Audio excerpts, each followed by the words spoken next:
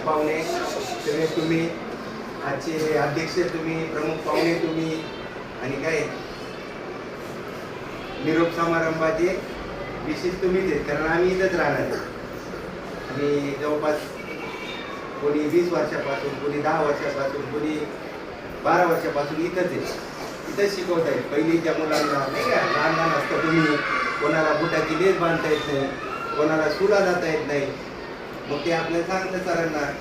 काही जणांना बोलता येत नाही नीट, अभ्यास करता येत नाही, कोणाला काही भीती असते, शिक्षकांची भीती, मोठ्या सरांची भीती, अशी काही, तरी सुद्धा तुम्ही सांगता कुणाला तरी, मग ते तुम्हाला मदत करतात. का मदत करतात? कारण जे शिक्षक, प्राथमिक शिक्षक असतात, जे पहिली ते चौथीचे शिक्षक असतात, ते आपले आई वडील असतात, आपल्या आईसारखी किंवा वडिलांसारखे असतात. आपण जसं आई वडिलांचं घरी ऐकतो तसं शाळेत शिक्षकांचं ऐकतो आपण. जसे आपले आई वडील आपला लाड करतात तसे शाळेतले शिक्षक आपला लाड करतात. जसे आई वडील आपला कान धरतात, कधीतरी धरतात ना कान, कान बोलतायला नाही आहे, कान धरतात म्हणजे आपलं काही चुकलं तर आपल्याला रागवू शकतात. आई वडील रागवू शकतात की नाही? काही चुकलं तर एखादा फटका पण देऊ शकतात. तसंच आपले शिक्षक देखील आपल्याला आपलं चुकलं तर रागावतात, कधी कान धरतात, कधी थोडंसं फटका देतात. का देतात? कारण आपण मोठे झाल्यावर आपल्याकडून काही मोठ्या मोठ्या चुका होऊ नये. समजलं का? मग तुम्ही जे आमच्या शाळेत आले, इथं पहिली ते चौथी पर्यंत शिकले, आणि तुमच्या आई वडिलांनी आमच्याकडे तुम्हाला पाठवलं 4 वर्ष. का पाठवलं? की ते घरी तुमचे आई वडील आहेत आणि शाळेत हे शिक्षक तुम्हाला आई वडिलांसारखं सांभाळणार आहे. बरोबर का? 11 वाजता आले, 10 वाजता आले, 5 वाजेपर्यंत आपल्याला खायचंय, प्यायचंय, अभ्यास करायचंय, कोणाला झोप लागली, कोणाचं दुखतंय, तर सगळे शिक्षक लक्ष देतात. कोणाला काय आहे, कोणाला काय नाहीये, या सगळ्या गोष्टी शिक्षक आपल्या बघतात. आपले आई वडील शाळेत आहेत का? नाहीये. 4 वर्ष आपले आई वडील आपल्या शाळेत सोडून गेले, संध्याकाळी घ्यायला येतात फक्त. तर आपले शिक्षक आपल्या आई वडिलांसारखं लक्ष देतात. आणि इथून पुढं आता आपण थोडे मोठे झालेलो आहोत. आपल्याला इथं एक आई वडील, एका शिक्षकाकडे आपण 4-4 वर्ष होतो, आहे की नाही?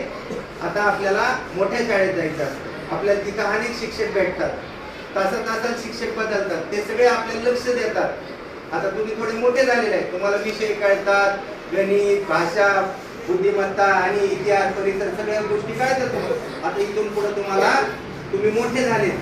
निरोप समारंभ म्हणजे काय असतो? निरोप म्हणजे एकदम डायरेक्ट टाटा बाय बाय चला लाथ मारून टाकला, तसं नाही. निरोप म्हणजे काय?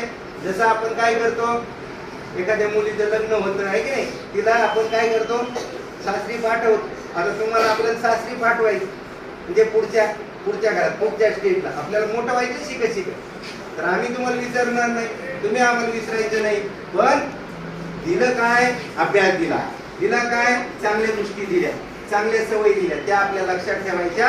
आणि आपल्या शाळेचं, आपल्या आई वडिलांचं, आपल्या शिक्षकांचं नाव काय करायचं? मोठं करायचं, कमी नाही करायचं. कमी करायचा प्रयत्न नाही. कधी पण लक्षात ठेवायचं का आपल्या शिक्षकांनी आपल्याला चांगल्याच गोष्टी शिकवल्या, वाईट नाही शिकवल्या. तर वाईट गोष्टी करताना लक्षात ठेवायचं, आपल्या आई वडिलांना लक्षात आणायचं, आपल्या शिक्षकांना लक्षात आणायचं की नाही हे मला शिकवले नव्हतं. नाही वाईट गोष्टी खूप आहेत समाजात, पण आपण त्या घ्यायच्या नाही म्हणायचं आणि पुढे जायचं. आणि पुढच्या शाळेत आपण चांगलं शिकायचं. आमची आठवण आली तर आमच्याकडे यायचं, तुमची आठवण आली तर आम्हाला लग्नाला बोलवायचं. तुमच्या एकदम मोठे झाल्यावर पण लगेच नका बोलू. का लग्न करणार आहे कोणी आता?